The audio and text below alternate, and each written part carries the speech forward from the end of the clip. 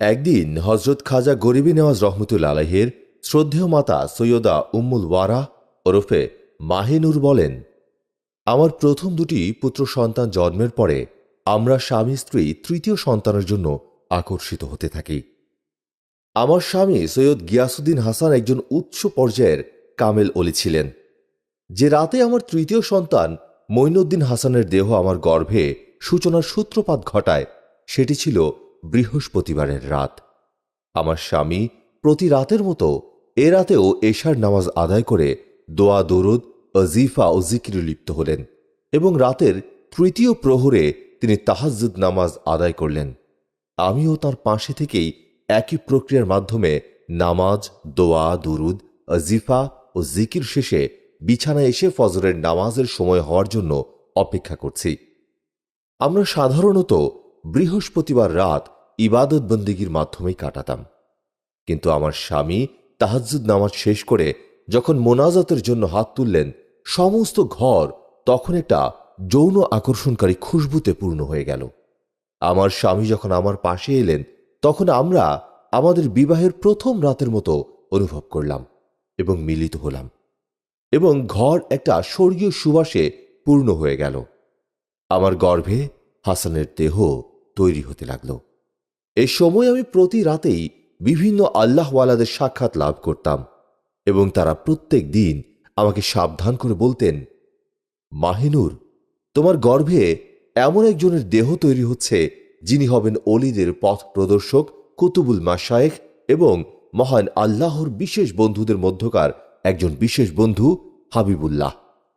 অতএব তোমাকে সবসময় সাবধানে থাকতে হবে, যেমন তোমার দ্বারা যেন কারো কোনো ক্ষতি না হয়, কোনো গুনাহের কাজ সংঘটিত না হয়, কেউ যেন তোমার আচার আচরণ বা কথা থেকে মনে কষ্ট না পায়, কোনো যাচনাকারী যেন তোমার নিকট হতে খালি হাতে না ফেরে। কেননা আল্লাহ রব্বুল আলামিন তোমার সময়কার সকল নারীদের মধ্য হতে তোমাকেই বাছাই করেছেন তার বন্ধুর মাতৃত্বের জন্য। এটা তোমার জন্য একটা বিরাট সৌভাগ্যের কথা। এই সৌভাগ্যের সম্মান যাতে রক্ষা পায় সে বিষয়ে সদা যত্নবান থাকবে।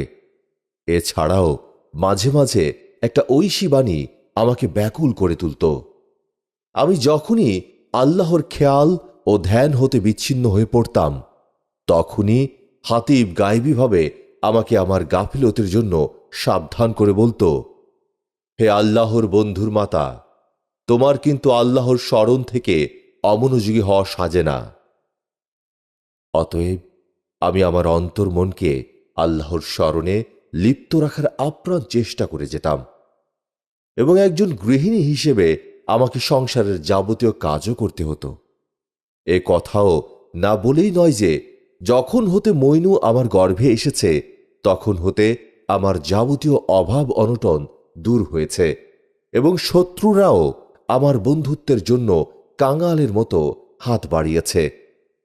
এ পবিত্র দেহ যখন বৃদ্ধি পেতে পেতে এক সময় 120 দিনের হল, তখন আরও একটি অলৌকিক ঘটনা ঘটল এবং সে রাতটি ছিল শুক্রবারের। এবং এক জ্যোতির্ময় ফেরেশতা হাসানের আত্মা বহন করে এনে আমার নাভির মধ্য দিয়ে শরীরে প্রবেশ করিয়ে দিল। আমার সমস্ত দেহে একটা বিরাট আলোড়ন সৃষ্টি হল। আমি তখন নিদ্রিত ও জাগ্রতের মাঝামাঝি একটা অবস্থায় ছিলাম। আমি ভয় পেলাম এবং যখন জ্ঞান ফিরে পেলাম তখন চোখ মেলে তাকিয়ে দেখলাম সেই স্বর্গীয় আলো তখনও বিলীন হয়ে যায়নি এবং একটা মনোমুগ্ধকর সুঘ্রাণে ঘর ছেয়ে আছে। এ মাসটি ছিল আমার গর্ভধারণের 4র্থ মাস, শেষে 5ম মাসের শুরু এবং আমার সন্তানের রূহ আগমনের প্রথম দিন। এই সোনালী ও স্বর্গীয় আবেশে বিমোহিত দিনগুলো আস্তে আস্তে শেষ হতে হতে আরো 6টি মাস অতিবাহিত হয়ে রজব মাস আসলো, যে মাস প্রসঙ্গে মহান আল্লাহ ঘোষণা করেছেন, এ রজব মাস আমার মাস, অর্থাৎ মহান আল্লাহর প্রিয় ও বিশেষ মাস। এবং এ রজব মাসেরই 14 তারিখে সোমবার রাতের ঘোর অন্ধকার অবসানের এবং দিনের আলো শুরু হওয়ার শুভ সূচনায় আমার সন্তান ভূমিষ্ঠ হল। আলহামদুলিল্লাহ, মারহাবা হে গরিব নওয়াজ, মারহাবা হে কুতুবুল মাশায়েখ, মারহাবা। এ সময় আমাদের ঘর এক স্বর্গীয় দীপ্তিমান হয়ে উঠল। দিনটি ছিল 530 হিজরির রজব মাসের 14 তারিখ, সোমবার। সময় ফজর। নবী করিম সাল্লাল্লাহু আলাইহি ওয়াসাল্লামের নির্দেশে আমরা আমাদের সন্তানের নামকরণ করলাম মঈনুদ্দিন এবং ডাকনাম হাসান রাখলাম। আমরা তাকে আদর করে হাসান বলেই সব সময় ডাকতাম। 526 হিজরি মতান্তরে, 530 হিজরি মতান্তরে, 536 হিজরি মতান্তরে, 537 হিজরির রজব মাসের 14 তারিখ, সোমবার। খাজা মঈনুদ্দিন চিশতি রহমতুল্লাহ আলাইহির জন্মকালের সময় প্রসঙ্গে তার শ্রদ্ধেয় আম্মা বলেন, ঘোর অমানিসা দূর হয়ে যখন দিনের আলোক রশ্মি ধরার বুককে আস্তে আস্তে আলোকিত করছিল, তখন আমি অনুভব করলাম আমার প্রসব সময় হাজির। আমি ফজরের নামাজ আদায় করে আমার বিছানায় গা এলিয়ে দিয়েছি। ঠিক এ সময় দেখতে পেলাম যে আমার ঘর এক ঐশী আলোকে আলোকিত হয়ে উঠল। আমার ঘরে দেখতে পেলাম দৃশ্য অদৃশ্য মহান আল্লাহর অনেক মহান মহান বন্ধুদের আগমন হয়েছে। এদের আগমনকে কেন্দ্র করে আমার মনে বিভিন্ন প্রশ্ন দেখা দিতে লাগলো। এমন সময় হাতিব আমার প্রশ্নের জবাবে বলেন, হে জননী, এখন আপনি যাকে প্রসব করবেন তিনি আল্লাহর বন্ধুরূপে সর্বত্র পরিচিতি লাভ করবেন। তাকে সালাম, অভিবাদন ও মোবারকবাদ জানাবার জন্যই এসব গৌস, কুতুব, অলি আবদাল ও দরবেশগণ এসেছেন। সাথে সাথেই সমস্বরে সকলে বলে উঠল, মারহাবা হে কুতুবুল মাশায়েখ, মারহাবা হে আল্লাহর বন্ধু। আমার জ্ঞান ফিরে আসলে আমি দেখতে পেলাম ঘরের মধ্যে কোনো মানুষ নেই, সকলেই অদৃশ্য হয়ে গেছে এবং আমার সন্তানও প্রসব হয়ে গেছে এবং তার ঠোঁট দুটি নড়ছে। আমি তার মুখে কান লাগিয়ে শুনলাম সে জিকিরে লিপ্ত। সুবহানাল্লাহ। আমি তাকে কোলে তুলে নিলাম। তার সমস্ত দেহ কস্তুরীর খুশবুতে ভরপুর হয়ে আছে। আমি আশ্চর্য হয়ে গেলাম। আমি কাউকে ডাকতে পারছি না, কোনো কথা বলতে পারছি না। আমি স্থির দাঁড়িয়ে পরম দয়ালু মহান আল্লাহর শুকরিয়া আদায় করছিলাম এবং ভাবছিলাম, এও কি সম্ভব? সাথে সাথে মহান রব্বুল আলামিন আমাকে এই সমস্ত ঘটনার রহস্য জানিয়ে দিলেন তার ফেরেশতার মাধ্যমে।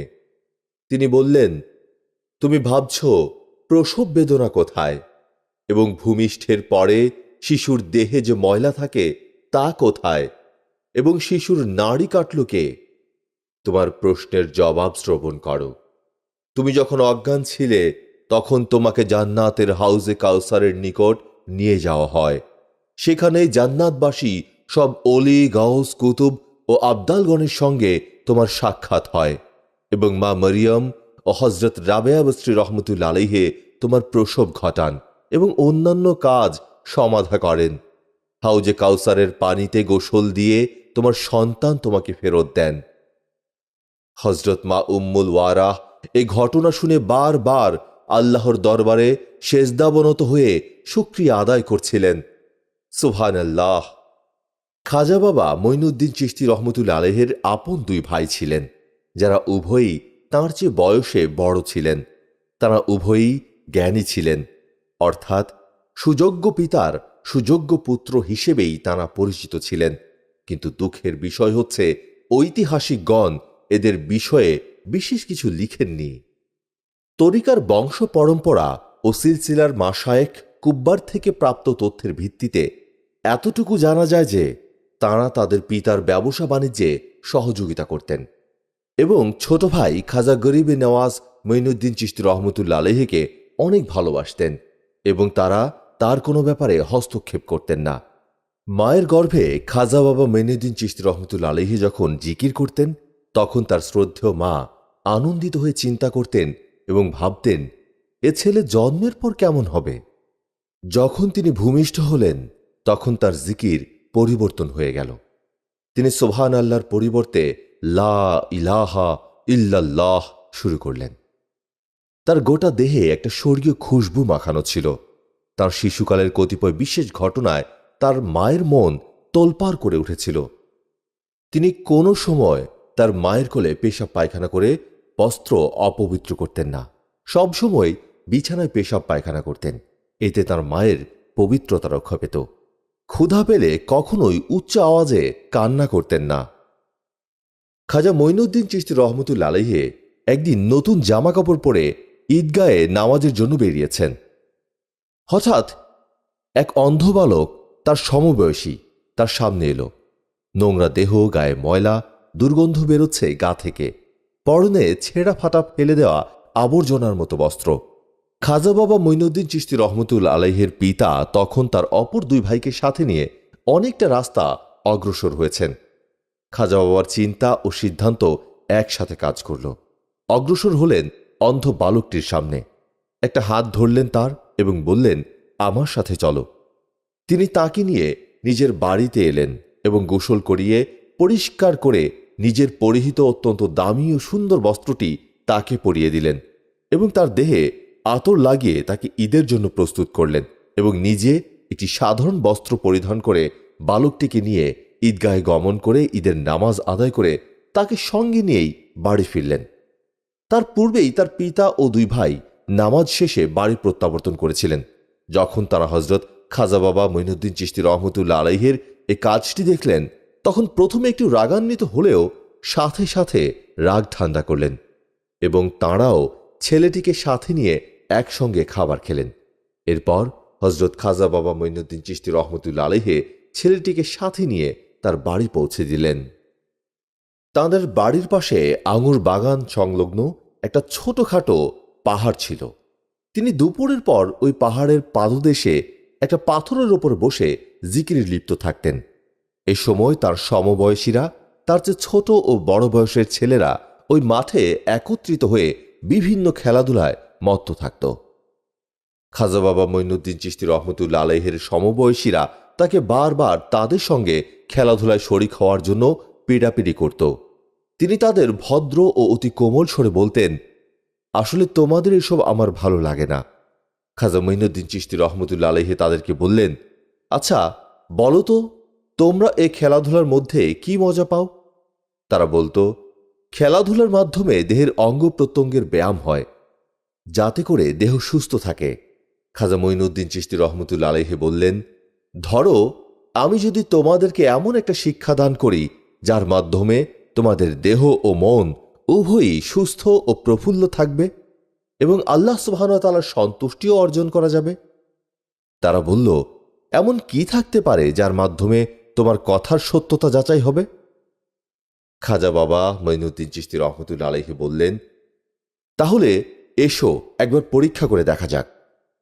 তারা সবাই রাজি হলে তিনি তাদেরকে একটা ঝর্ণার পাশে নিয়ে গেলেন এবং অজু করতে বললেন। তারা অজু করার পর তাদেরকে একটা সুন্দর ফুল বাগানের পাশে নিয়ে গেলেন।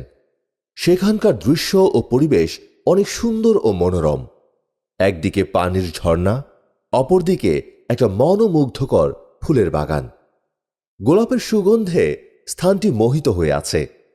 তিনি তাদেরকে নিয়ে সামনে গোল হয়ে বসলেন এবং লা ইলাহা ইল্লাল্লাহর জিকির শিক্ষা দিয়ে জিকির আরম্ভ করলেন। কিছু সময়ের মধ্যে তাদের মধ্যে হালের সৃষ্টি হল এবং মস্তি হালতে সকলে দাঁড়িয়ে নাচতে লাগল। এ কি যে এক মনোরম দৃশ্য! এ কি বালকদের জিকিরের নাচন নাকি ফেরেশতাদের উল্লাস নৃত্য?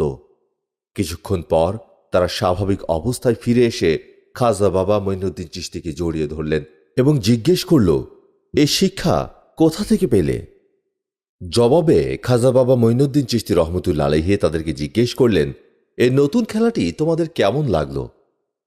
এবার তারা বলল, অভূতপূর্ব। তবে তুমি যা বলেছিলে তার চেয়ে অনেক অনেক বেশি তৃপ্তি পেয়েছি। তারা তার নাম ধরে বলল, হাসান, তোমার যদি আপত্তি না থাকে আমরা প্রতিদিন এ সময় এখানে একবার মিলিত হতে পারি। তিনি বললেন, আমি তো আমার অভ্যাসের ওপরেই আছি, তোমরা সঙ্গ দিলে আমি আরো বেশি খুশি হব। খাজা মঈনুদ্দিন চিশতি রহমতুল্লাহ আলাইহি 11 বছর বয়সে তাঁদের বাড়ির নিকটে একটি মাদ্রাসায় শিক্ষা অর্জনের জন্য ভর্তি হয়ে 3 বছর লেখাপড়া করেন। উক্ত মাদ্রাসায় যে জ্ঞান দেওয়া হতো তা তিনি শেষ করেন 3 বছরের মধ্যে তার প্রধান শিক্ষক হেশাম উদ্দিন রহমতুল্লাহ আলাইহি বলেছেন, আমি মঈনুদ্দিনকে যা ৩ বছর শিখিয়েছি অন্য ছাত্ররা তা 10 বছরেও শেষ করতে পারেনি। 14 বছর বয়স পর্যন্ত পিতা ও ভাইদের সাথে চাষাবাদের কাজে আত্মনিয়োগ করেন। যে বাগানটির তিনি পরিচর্যা করতেন সে বাগানটির ফসলের মান অতি উন্নত ছিল এবং আঙুরগুলো বড় ও টসটসে ছিল, যার কারণে তার বাগানের আঙুরের কদর ও চাহিদা ছিল বাজারে অনেক বেশি।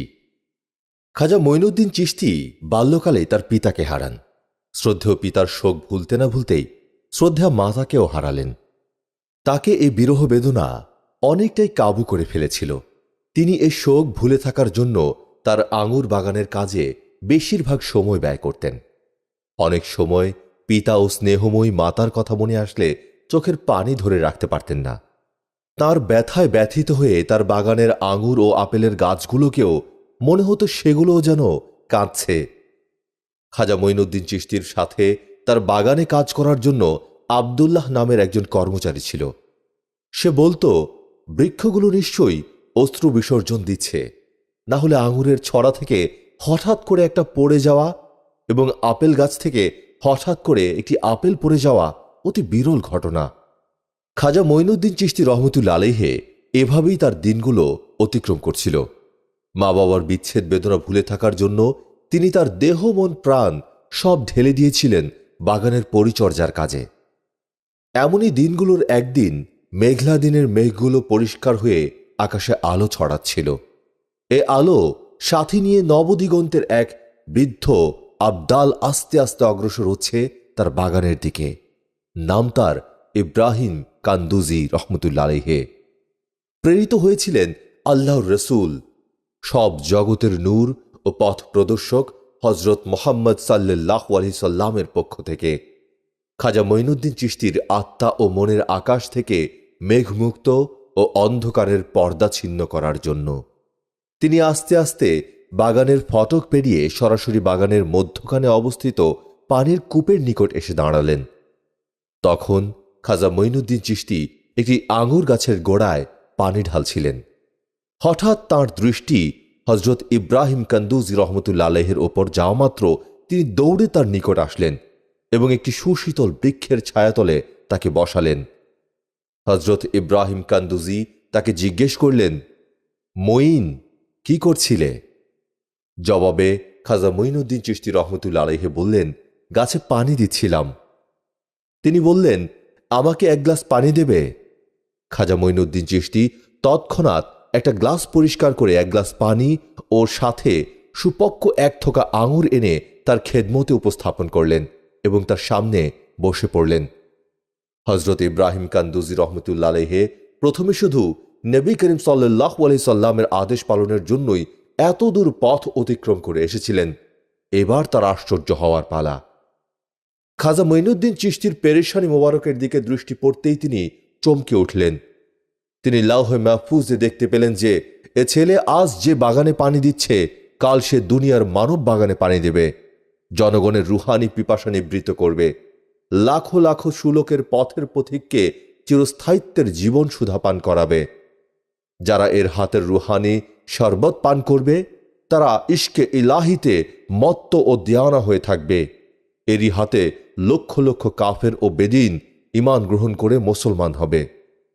যার পবিত্র হাতের ছোঁয়ায় ও পবিত্র মুখের বাণীতে পথহারারা পথ পাবে, দিশেহারারা সঠিক পথের দিশা পাবে। হঠাৎ করে তার দৃষ্টি লৌহে মাহফুজ থেকে হজরত খাজা মঈনুদ্দিন চিশতির দিকে আসলে তিনি দেখতে পেলেন তার পিতামাতার শোকের ছায়া তার অন্তর মনে প্রবেশ করে চলার পথের মাঝে প্রতিবন্ধকতা সৃষ্টি করেছে। খাজা মঈনুদ্দিন চিশতি তখন তার দিকে পলকবিহীন চেয়ে আছেন, মুখে তার মিষ্টি মধুর তৃপ্তির হাসি। হজরত ইব্রাহিম কান্দুজি বুঝতে পারলেন খাজা মঈনুদ্দিন চিশতির অন্তরের চলার পথে যে প্রতিবন্ধকতার দেয়াল খাড়া হয়েছে তা ভেঙে দেয়া।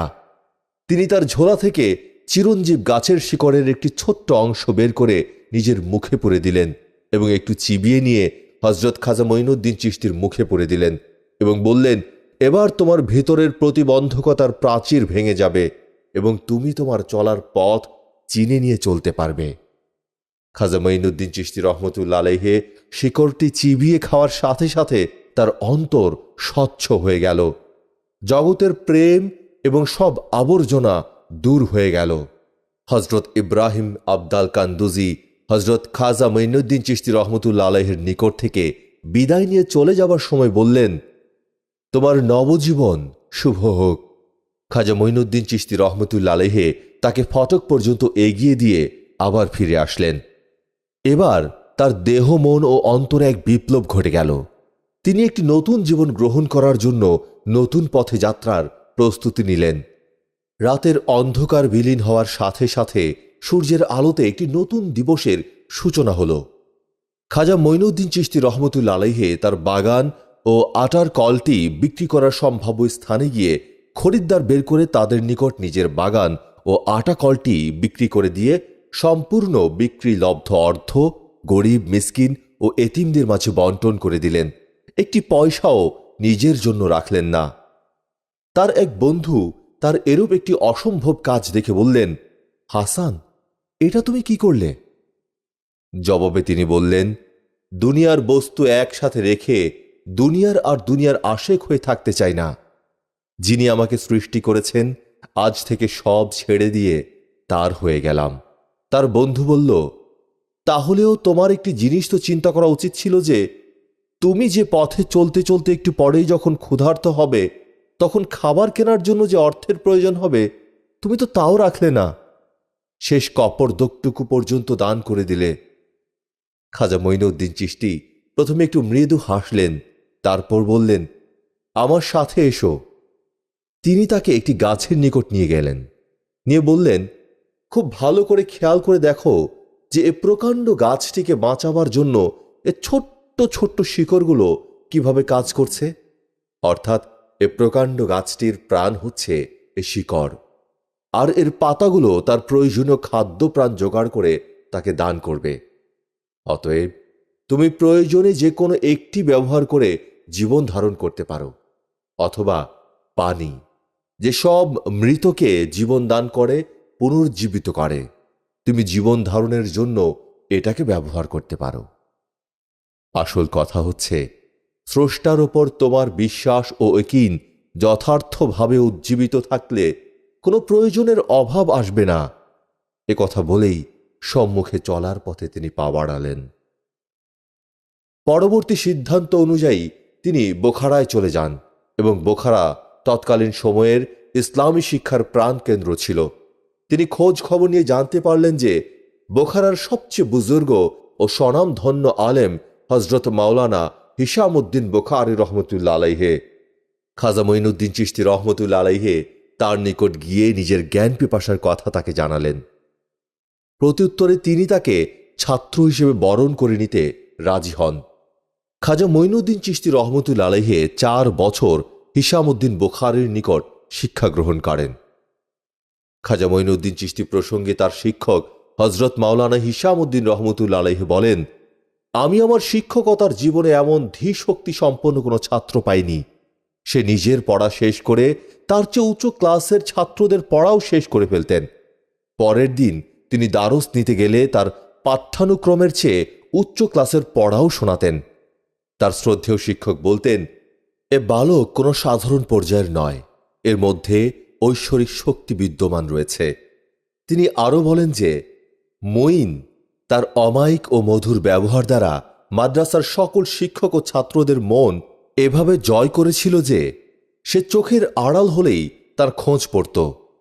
তার সর্বশেষ কথা হল, অন্য ছাত্ররা যে পাঠ্যক্রম 10 বছরে শেষ করতে পারে না, খাজা মঈনুদ্দিন সে পাঠ্যক্রম 4 বছরে শেষ করেছে।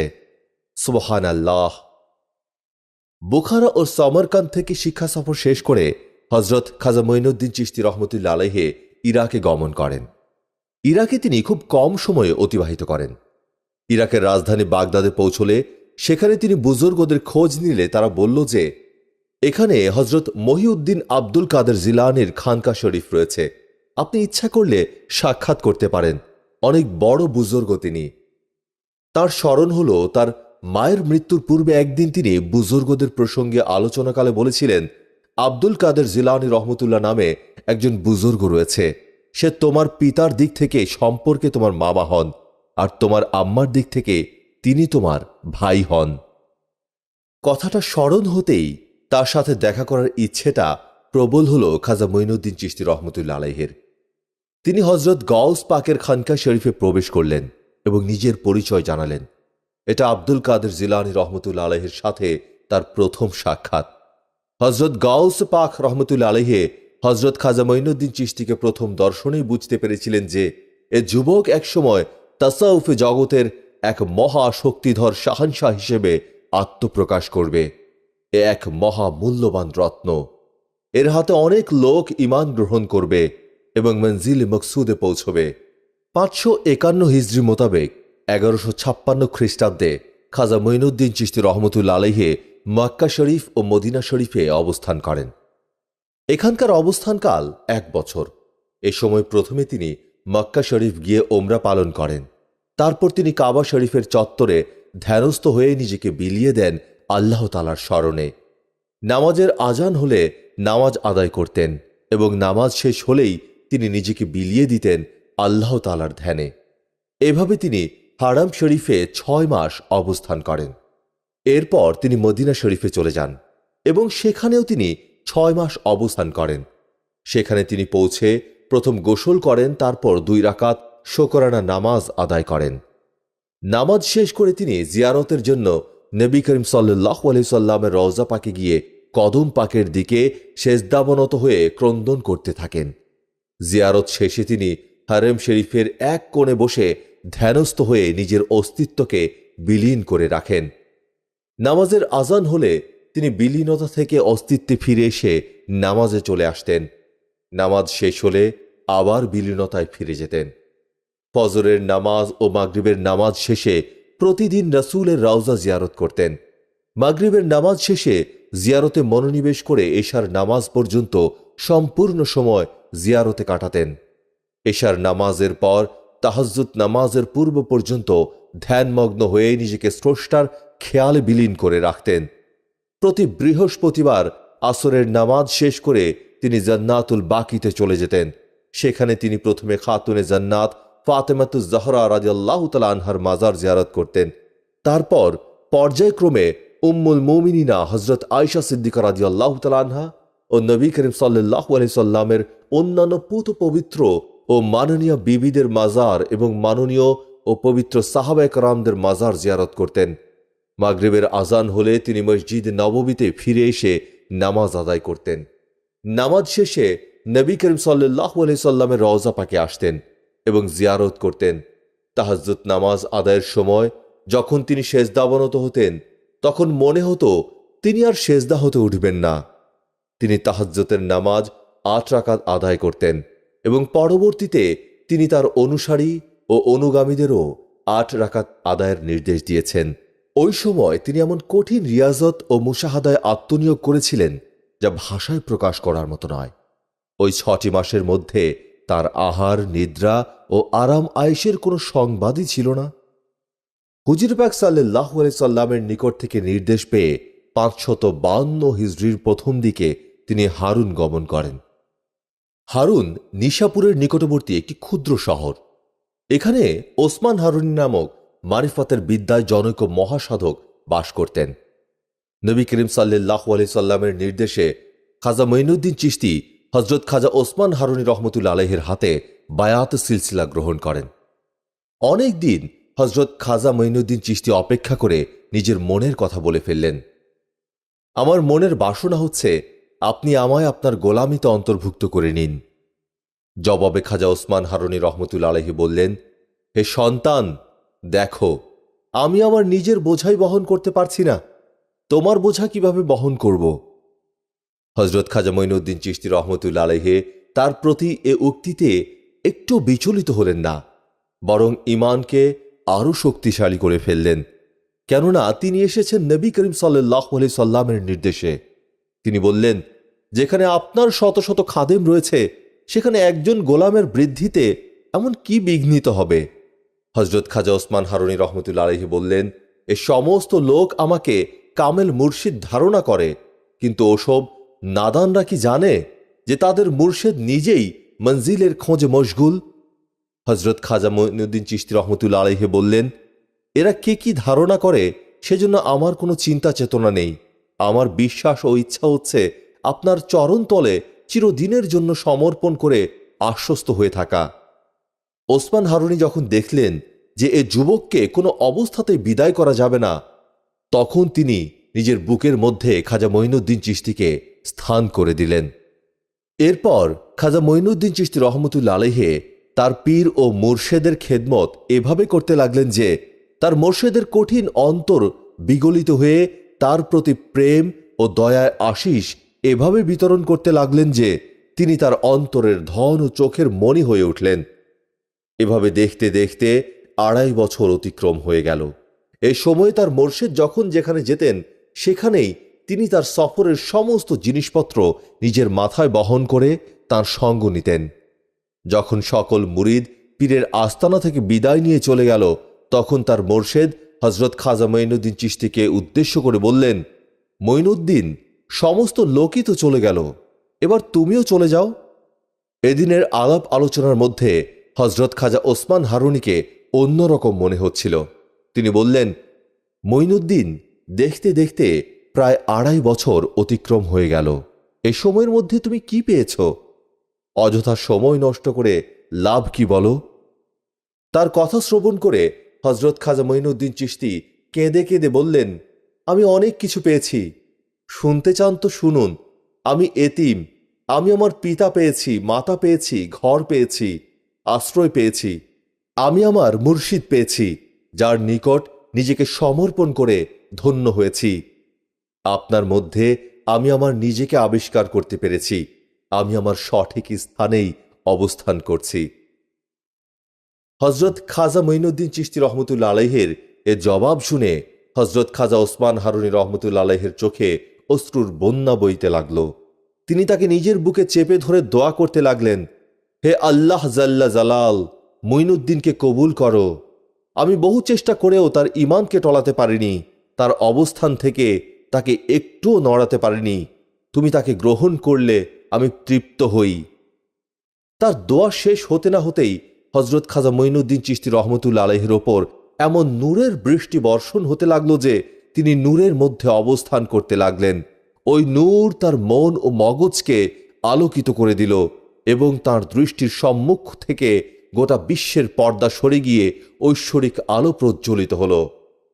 শায়খ বললেন, আলহামদুলিল্লাহ, আমার দোয়া আল্লাহ তাআলা কবুল করেছেন। এবার চলো, আমি তোমাকে নিয়ে কিছু সময়ের জন্য ভ্রমণে বেরোব। হজরত মঈনুদ্দিন চিশতি রহমতুল্লাহ আলাইহি মুর্শেদের সফরের সমস্ত জিনিসপত্র একত্রিত করে একটা খাঁচায় ভরে মাথায় বহন করে মুর্শেদের পিছে পিছে চলতে লাগলেন। এই ঘটনা 555 হিজরির জামাদিউল আউয়াল মাসের। এ সময় হজরত খাজা মঈনুদ্দিন চিশতির বয়স 24 বছর 11 মাস। ভ্রমণের যাত্রা মক্কা মোকাররমায় হারাম শরীফে গিয়ে থামল। উভয়ে তাদের জিনিসপত্র রেখে প্রথমে জমজম কূপের পানি দিয়ে গোসল করলেন। তারপর 2 রাকাত কৃতজ্ঞতা প্রকাশের সালাত আদায় করে খানে কাবা অর্থাৎ কাবা শরীফ তাওয়াফ করতে লাগলেন। তাওয়াফ 7 বার শেষ হয়ে যাওয়ার পর হাজরে আসওয়াদ বরাবর দাঁড়ালেন এবং হজরত খাজা ওসমান হারুনি রহমতুল্লাহ আলাইহি খাজা মঈনুদ্দিন চিশতির ডান হাত আকাশের দিকে তুলে বললেন, হে আল্লাহ, তুমি আমার মঈনকে কবুল করো। সাথে সাথে এক গুড়গম্ভীর স্বরে আওয়াজ এলো, আমি তোমার মঈনকে কবুল করলাম। সুবহানাল্লাহ ওয়ালহামদুলিল্লাহ। খাজা মঈনুদ্দিন চিশতির মুর্শেদ ওসমান হারুনি আনন্দিত ও পুলকিত হলেন এবং খাজা মঈনুদ্দিন চিশতিকে বুকের মধ্যে জড়িয়ে ধরে কাঁদতে লাগলেন। তারপর বললেন, বাবা মুইন, এবার অগ্রসর হও, আমরা সাফা মারোয়া দৌড়ানোর কাজটি শেষ করে আসি। উভয়ে সাফা ও মারোয়া পাহাড়ের এক প্রান্ত থেকে অন্য প্রান্ত 7 বার দৌড়ে এসে পুনরায় 2 রাকাত কৃতজ্ঞতা প্রকাশের সালাত আদায় করে আল্লাহ সুবহানাহু ওয়া তাআলার নিকট অশেষ ও অগণিত শুকরিয়া আদায় করে কাবা ঘরের চত্বর ছেড়ে আহার ও বিশ্রামের জন্য আসলেন। এখানে কিছুদিন অবস্থানের পর তাঁরা মদিনা শরীফের দিকে যাত্রা করলেন। মদিনার রাস্তায় যাত্রা শুরু করে পদব্রজে তারা 400 কিলোমিটার পথ অতিক্রম করে মদিনা শরীফে পৌঁছান। এখানে তারা প্রথমে গোসল করে মসজিদে নববীতে 2 রাকাত কৃতজ্ঞতা প্রকাশের সালাত আদায় করে নবী করিম সাল্লাল্লাহু আলাইহি সাল্লামের রওজা আতহারে গমন করে কদম মোবারকের দিকে দাঁড়িয়ে প্রথমে হজরত খাজা ওসমান হারুনী রহমতুল্লাহ আলাইহি সালাম পেশ করলেন, কিন্তু হজরত খাজা মঈনুদ্দিন চিশতি রহমতুল্লাহ আলাইহি সালাম দিলেন না। এই বিষয়টি তার মুর্শেদের দৃষ্টিগোচর হওয়ায় তিনি বললেন, মঈন, তুমি হুজুরকে সালাম দিলে না?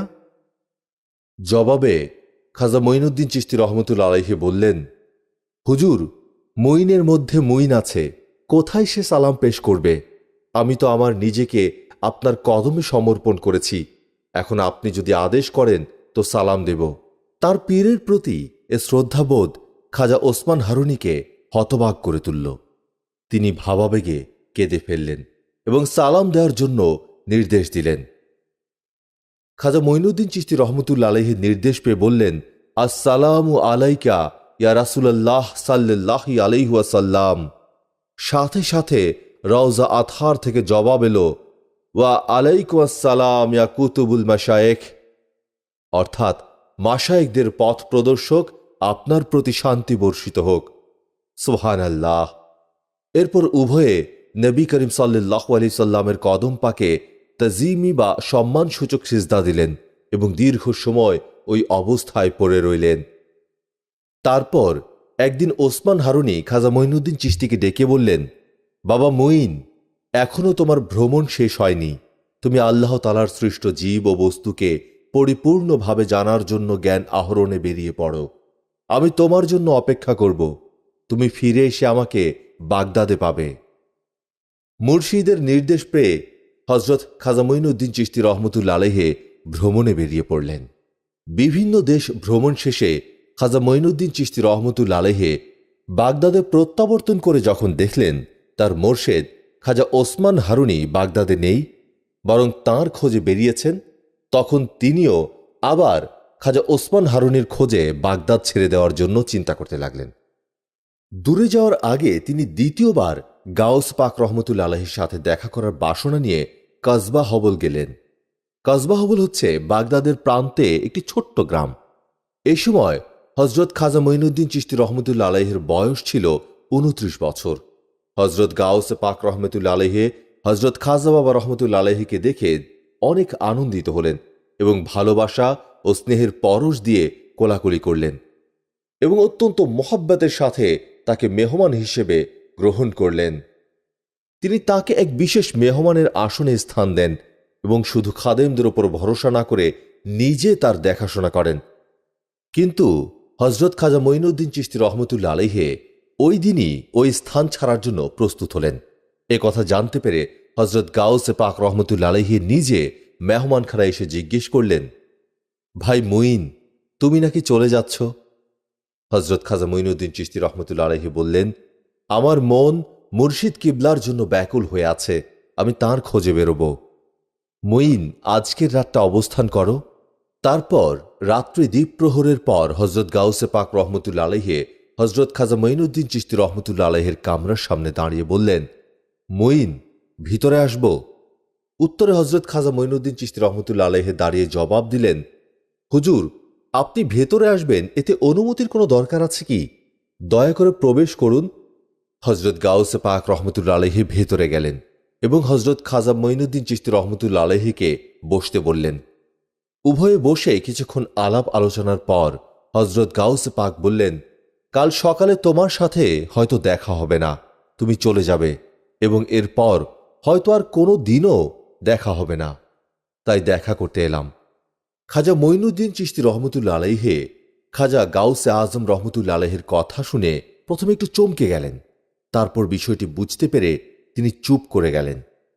এরপর হজরত গাউসে পাক রহমতুল্লাহ আলাইহি তাকে বললেন, আমাদের সাক্ষাৎকে স্মরণে রাখার জন্য আমরা কিছু করতে পারি কি? খাজা মঈনুদ্দিন চিশতি রহমতুল্লাহ আলাইহি বললেন, হুজুর, আমি শিক্ষানবিশ এক অখ্যাত যুবক, আপনি বুজুর্গ ও মহামান্য। আমার কি ক্ষমতা আছে যে আপনাকে কিছু দিয়ে এই সময়টাকে স্মরণে রাখি?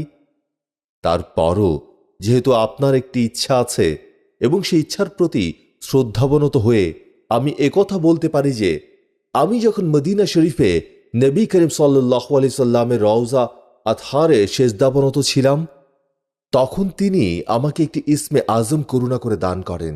আমি আপনাকে সেই ইসমে আজমটি হাদিয়া স্বরূপ নজরানা দিচ্ছি। কথা বলেই তিনি ইসমে আজমটি লিখে তার পবিত্র হাতে তুলে দিলেন। হজরত গাউসে পাক রহমতুল্লাহ আলাইহি সানন্দে কবুল করলেন এবং বললেন, ইসমে আজমের বদলে ইসমে আজমই হওয়া উচিত। তিনিও একটি ইসমে আজম লিখে হজরত খাজা মঈনুদ্দিন চিশতি রহমতুল্লাহ আলাইহিকে তোহফা স্বরূপ দিয়ে বললেন, এটা আমার কষ্টার্জিত ধন, তুমি গ্রহণ করলে আমি আনন্দিত হব। খাজা মঈনুদ্দিন চিশতি রহমতুল্লাহ আলাইহি সানন্দে ইসমে আজমটি গ্রহণ করে বিশেষ সময়টাকে বিশেষভাবে স্মরণ করে রাখলেন। তাহাজ্জুদের সময় হলে উভয়ের নিকট থেকে বিদায় নিলেন। ফজরের নামাজ শেষ করে হজরত খাজা মঈনুদ্দিন চিশতি রহমতুল্লাহ আলাইহি বাগদাদ ছেড়ে চলে গেলেন। তারপর তিনি বিভিন্ন দেশ, বিভিন্ন পথ ভ্রমণ করে গজনিতে এসে পৌঁছালেন। এখানে পৌঁছে তিনি গায়েবী হেদায়েতের জন্য অপেক্ষা করছিলেন।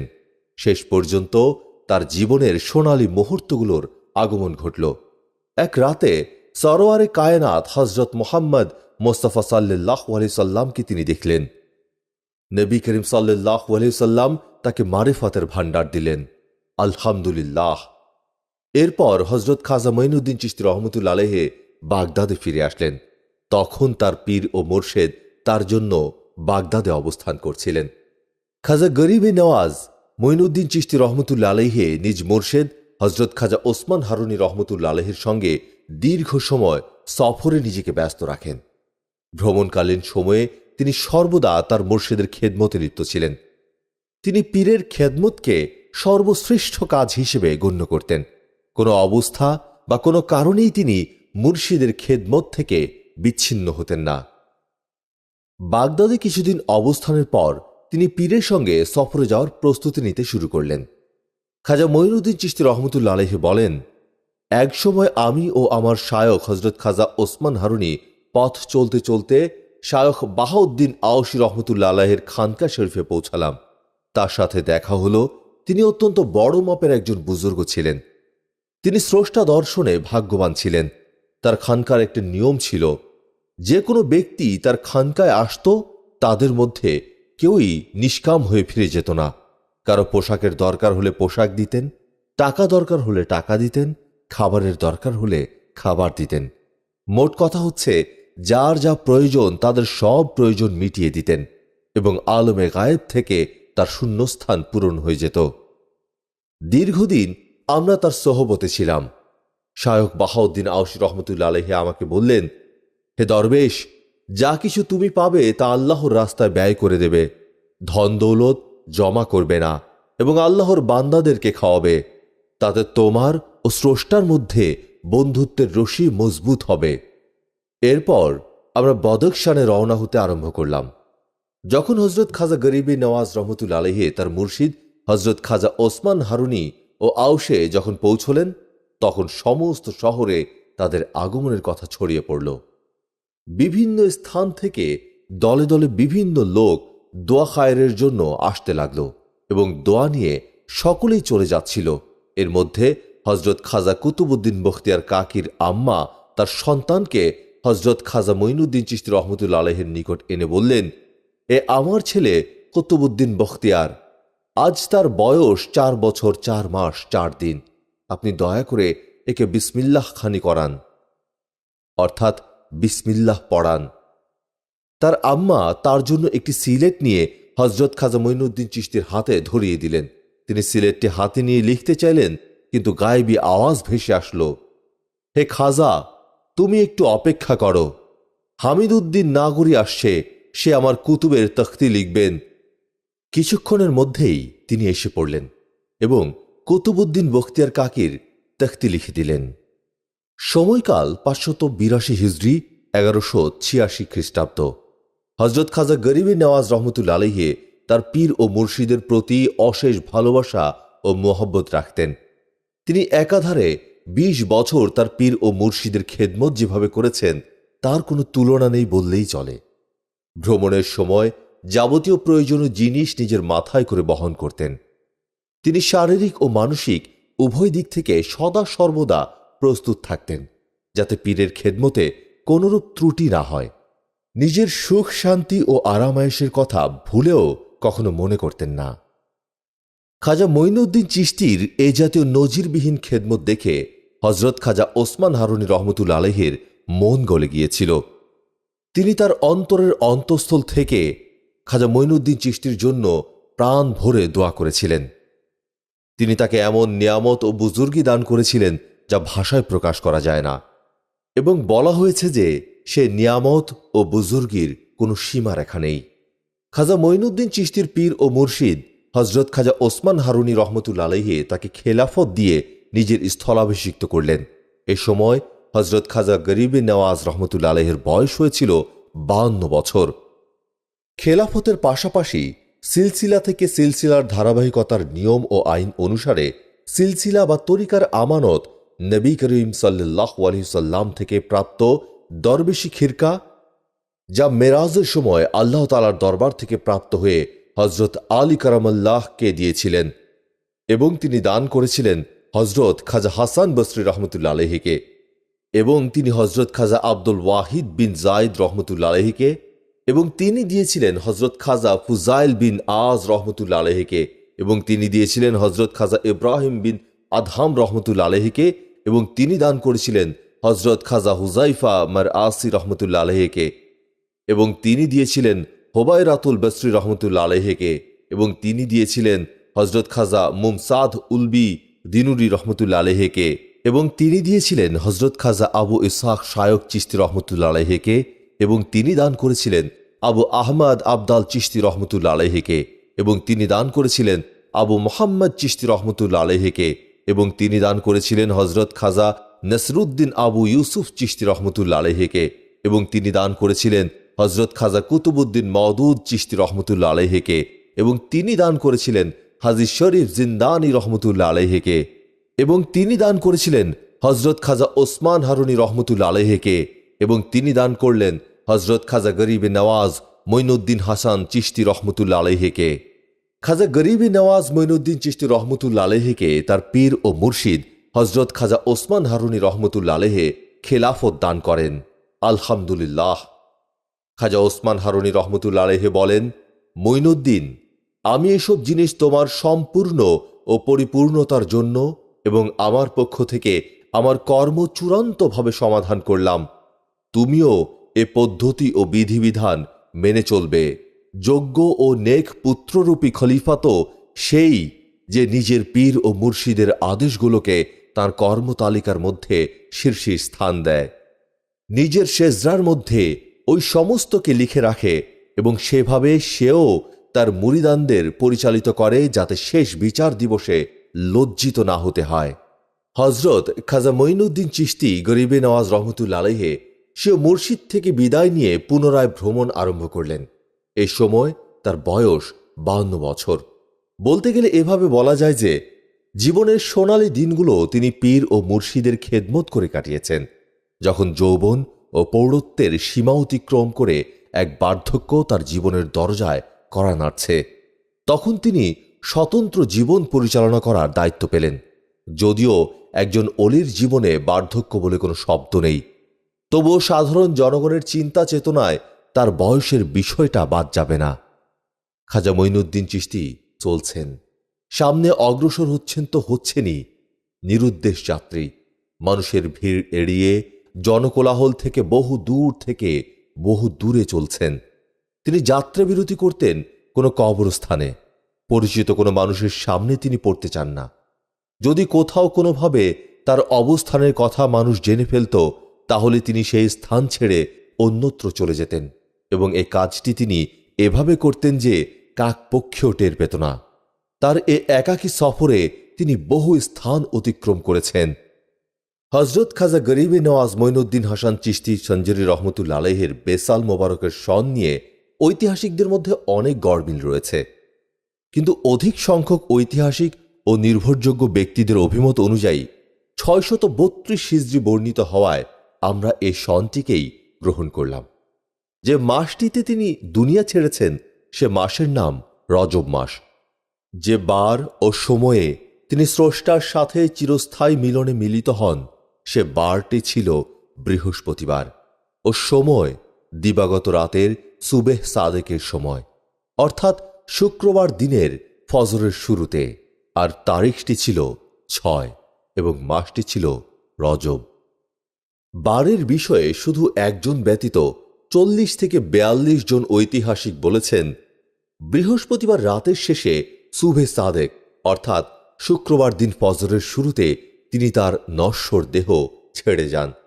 তার পবিত্র কবর সাধারণ কবরের চেয়ে চওড়ায় ও গভীরতায় অধিক করা হয়েছিল। কবরের গভীরতা এভাবে করা হয়েছিল যাতে নামাজের জন্য তিনি দাঁড়ালে তার পবিত্র মাথা ওপরে ঠেকে না যায়, এবং সেজদার জন্য যতটুকু জায়গা সামনে প্রয়োজন ততটুকু চওড়া করা হয়েছিল। এবং এভাবেই তারই পবিত্র হুজরার মধ্যে তার পবিত্র দেহ দাফন করা হয়। যে জায়গায় তার দেহকে সমাহিত করার জন্য কবর খনন করা হয়, সেই মাটি হতে এক অদ্ভুত ধরনের খুশবু বেরোতে থাকে, এবং তার পবিত্র দেহ দাফন করার পরও তার রওজা শরীফ থেকে সেই খুশবু আরো তীব্র হয়ে ছড়াতে থাকে, যে খুশবুতে মানুষ মাতোয়ারা হয়ে ওঠে। তাদের মন প্রাণ এক ঐশী উন্মাদনায় নাচতে থাকে। সেই খুশবু আজও বিদ্যমান আছে এবং তার আশেক ও প্রেমিকগণ তা উপভোগ করে থাকেন। জীবনের শেষ পর্যায়ে তিনি খাজা কুতুবউদ্দিন বখতিয়ার কাকি রহমতুল্লাহ আলাইহিকে খিলাফতের দায়িত্ব অর্পণ করে সিলসিলার ধারাবাহিকতা অব্যাহত রাখেন। গরিবে নেওয়াজ খাজা মঈনুদ্দিন চিশতি রহমতুল্লাহ আলাইহির আদর্শিক জীবনধারা থেকে শিক্ষা নেওয়ার মতো অনেক কিছু রয়েছে। তার আদর্শিক জীবনের সামান্য অংশও যদি আমরা পালন করতে সক্ষম হই, তাহলে আল্লাহ সুবহানাহু ওয়া তাআলা ও তার প্রিয় রাসূল সাল্লাল্লাহু আলাইহি ওয়াসাল্লামের সন্তুষ্টি অর্জন করা সম্ভব। আল্লাহ তাআলা আমাদের ব্যক্তিগত জীবনে সুলতানুল আউলিয়া হযরত খাজা মঈনুদ্দিন চিশতি রহমতুল্লাহ আলাইহির আদর্শ বাস্তবায়ন করার তৌফিক দান করুন। আমিন।